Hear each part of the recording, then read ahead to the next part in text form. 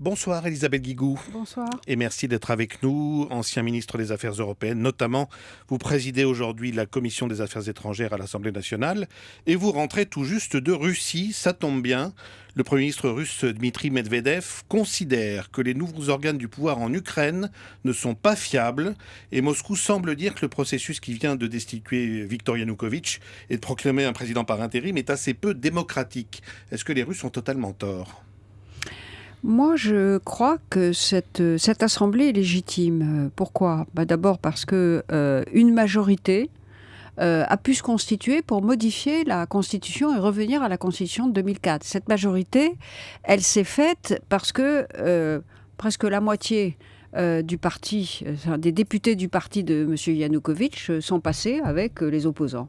Voilà, donc il y a eu un renversement de majorité qui a modifié la Constitution, qui est retourné à la Constitution de 2004, qui donne le pouvoir à parlementaire, donne le pouvoir à l'Assemblée de désigner un gouvernement. Qui a fait tomber le président actuel. Qui a fait tomber le président actuel et qui a la légitimité pour désigner un gouvernement, ce qui va être fait en principe demain.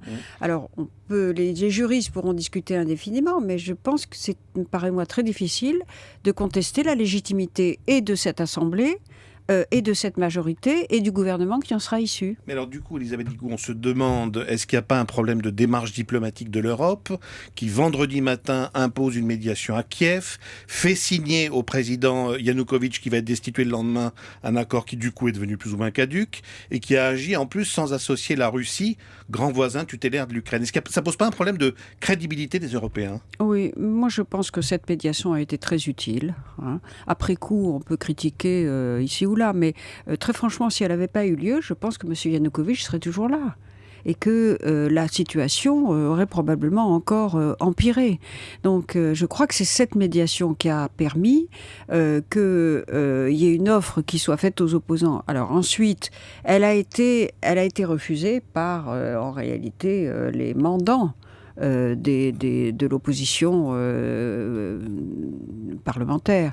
Mais je pense que... C'est devenu un chiffon de papier en 24 heures, finalement, oui, c'est vrai, mais en même temps, elle a permis que s'arrête quand même cette répression. Elle a permis que les forces de police se désolidarisent de M. Yanukovych, que son propre parti, finalement, les députés, la moitié des députés de son propre parti le laissent tomber, que pour mettre fin à ce carnage.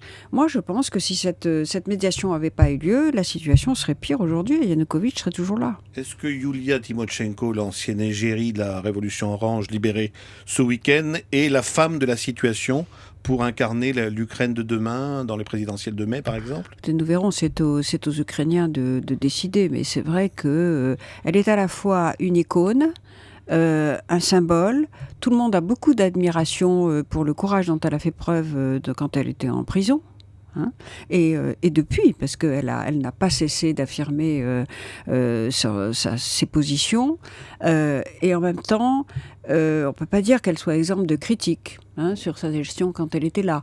Donc je crois que c'est vraiment aux Ukrainiens de se choisir des leaders qui enfin vont pouvoir faire les vraies réformes. Qu'est-ce qu'il y a à faire ? D'abord, il faut vraiment mettre fin à la corruption. Parce que les gens qui sont sur Maïdan, à part les groupes extrémistes, très nationalistes, etc., la grande majorité des gens qui sont sur Maïdan, c'est qu'ils veulent que enfin leur pays ait un état de droit, ils veulent se rapprocher des valeurs européennes. C'est ça qu'ils demandent quand ils se tournent vers l'Europe, c'est les valeurs de l'Europe. L'état de droit, la protection des droits minimums, la fin de la corruption. Ils ont envie de se sentir enfin un pays normal, démocratique. Mais je vous pose la question de tout à l'heure, on peut faire tout ça sans les Russes ? Sans le voisin russe, avec toute l'histoire qu'il y a entre la Russie et l'Ukraine ? Non, moi je considère qu'il faut davantage parler aux Russes. Là, on est dans une situation d'urgence. Donc on voit très bien qu'il faut un nouveau gouvernement, des institutions, pour remettre en marche ce pays, éviter la partition de l'Ukraine et surtout remédier à la situation économique. C'est un pays en état de faillite. Donc là, il faut que l'ensemble de la communauté internationale prenne ses responsabilités. Mais je pense qu'on aurait dû, certainement, il y a quelques mois, et même quelques années, parler davantage aux Russes de comment on gérait le futur de l'Ukraine et de ces anciennes républiques de l'Union soviétique qui sont à la frontière entre l'Union européenne et la Russie. Je pense qu'on a trop fait sans les Russes et que quand la situation d'urgence que nous connaissons sera rétablie, quand l'Ukraine aura un gouvernement à nouveau installé, il y aura eu des élections d'un nouveau président, là, il faudra vraiment redéfinir un partenariat stratégique avec la Russie, sur le plan économique comme sur le plan politique. Et j'aimerais pas... il y a eu certaines maladresses, donner l'impression que l'Ukraine, il fallait absolument qu'elle choisisse entre l'Europe et la Russie. Je pense que le vrai travail à faire maintenant, c'est de voir avec les Russes, dans quelques semaines, parce qu'il faut passer cette période, de voir comment on peut rendre compatibles les relations économique de l'Ukraine avec la Russie et les relations qu'elle veut avoir avec l'Union européenne. Alors demain, le Parlement va être consulté en France sur la prolongation de la mission de nos soldats en Centrafrique. Vous y étiez d'ailleurs il y a quelques jours, Elisabeth Guigou. Est-ce que l'engagement français qui devait durer quelques semaines n'est pas en train de se transformer en mission de longue durée ? Moi, je crois d'abord qu'on a bien fait d'y aller, parce que sinon, il y aurait eu des massacres encore plus épouvantables et peut-être même un génocide. Donc je crois que ça a été très utile. Nos soldats ont fait un travail formidable. La ville de Bangui, qui était une ville morte il y a quelques semaines, maintenant, vous voyez des gens dans la rue, les commerces sont ouverts. Ça ne veut pas dire que tout risque est écarté, c'est pas ça. C'est plus compliqué que prévu. Non, mais quand même, la sécurité s'est améliorée à Bangui, ce qui permet d'aller dans l'ouest du pays pour dégager la route qui va vers le Cameroun et qui amène toutes les denrées de première nécessité. Mais c'est vrai que c'est plus compliqué que prévu. Tout le monde a sous-estimé, je dirais vraiment tout le monde, a sous-estimé la haine qui s'était installée entre les communautés. Pourquoi il y a eu cette sous-estimation ? Mais parce que jamais il y avait eu de problème entre les chrétiens, les musulmans et les animistes dans ce pays, jamais. Et c'est simplement la situation qui s'est tendue et il y a eu une prise de conscience internationale tardive. Elle s'est produite grâce à la France, quand le président de la République, en septembre dernier, a attiré l'attention à l'ONU.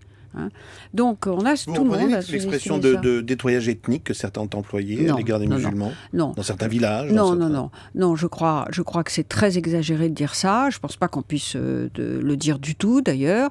Je crois qu'il y a des vengeances qui s'opèrent, mais en même temps, tout ce que nous avons entendu des Centrafricains, des deux bords, c'est nous avons envie de revivre ensemble, il faut que le dialogue revienne. Le président du Conseil national nous a dit « Moi, je suis chrétien, ma femme est musulmane, on a toujours vécu les communautés... Donc, c'est la guerre qui a produit ça. Nos soldats font un travail absolument magnifique. Ils sont épaulés, heureusement, par 6000 soldats africains, donc nous ne sommes pas seuls là-bas. Les Européens vont arriver à hauteur de 900 avec des gendarmes et des policiers. Ça, c'est très important. Parce que maintenant, à Bangui, en tout cas, c'est moins une question militaire, la sécurité, qu'une question d'ordre civil. Vous avez beaucoup de malfrats, de bandits qui se collent l'étiquette anti-Balaka, tout simplement pour piller et pour voler. Et il faut surtout que l'urgence, la première urgence est d'apporter une aide financière pour que la présidente puisse payer les fonctionnaires à la fin de cette semaine, qui sont plus payés depuis maintenant 5 mois. Catherine Samba-Panza, que vous avez rencontrée d'ailleurs. Un petit mot de l'actualité politique française pour terminer, Elisabeth Guigou.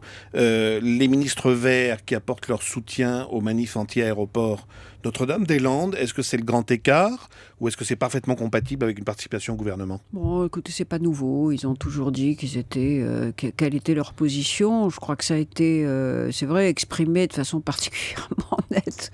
Direct par Cécile Duflot. Voilà. Donc, ça méritait une réponse. Maintenant, c'est aux ministres écologistes de savoir si leur position est incompatible avec leur maintien au gouvernement. Moi, je ne crois pas. Elle est connue, elle est très ancienne. Vous ne croyez pas qu'elle soit compatible ? Si, je crois qu'elle est compatible. Bon. Je crois qu'elle est compatible. Ce qui est le plus navrant sont les débordements et l'incapacité des organisateurs à avoir prévu ces débordements et à avoir organisé les manifestations pour que ça ne se produise pas. Ça, c'est absolument inadmissible. Il faut que les auteurs de ces exactions puissent être trouvés et poursuivis et condamnés, j'espère. Merci beaucoup, Elisabeth Guigou, d'être venue dans Europe Nuit.